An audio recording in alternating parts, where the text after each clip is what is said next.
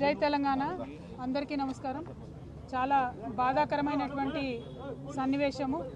ఈరోజు వాంకిడి ఆశ్రమ పాఠశాలలో మరి విషతుల్యమైనటువంటి ఆహారం తినడం వల్ల ఒకేసారి ఆహారం తిన్నటువంటి 30 మంది బిడ్డలు కూడా మరి సిక్ అయినటువంటి సందర్భంలో వారిని మంచిర్యాల నుండి నిమ్స్కి షిఫ్ట్ చేసి దాదాపు 15-17 రోజులు అవుతున్నా కూడా ఇప్పుడు నేను చూసొచ్చినటువంటి పాప ఇంకా కూడా వెజిటేటివ్ స్టేట్లోనే ఉన్నది.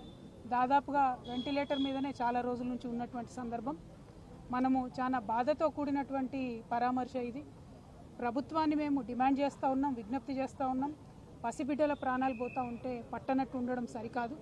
ఈ ప్రభుత్వం వచ్చి 11 నెలలైతే దాదాపుగా నెలకు 3 మంది యావరేజ్గా ఇప్పటికే 42 మంది బిడ్డలు ప్రభుత్వ పాఠశాలల్లో చదువుతున్నటువంటి వాళ్ళు కేవలం ప్రభుత్వం యొక్క నిర్లక్ష్యంతో ఫుడ్ పాయిజనింగ్ వల్ల చనిపోవడం జరిగింది.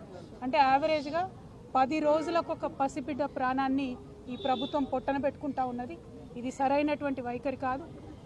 అన్ని సంక్షేమ శాఖలు కూడా గౌరవ ముఖ్యమంత్రి గారి దగ్గర ఉండడంతో మరి వారి సమయం వెచ్చించలేకపోతున్నట్టుగా కనపడతా ఉన్నది. ఒక్క 10 నిమిషాలు మీరు పాఠశాలల్ని పసిబిడ్డల గురించి ఆలోచించి రివ్యూ చేసినట్టయితే ఈ ప్రాణాలన్నీ కూడా కాపాడేటటువంటి పరిస్థితి ఉంటుంది.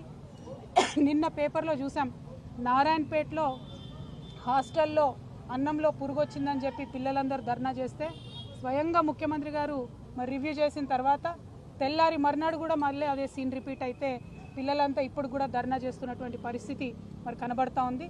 దయచేసి ఈ ప్రభుత్వాన్ని విజ్ఞప్తి చేస్తూ ఉన్నాం, మీ ప్రాధాన్యతను గుర్తించండి.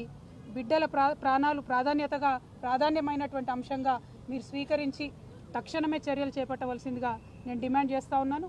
నేను ఎస్టీ వెల్ఫేర్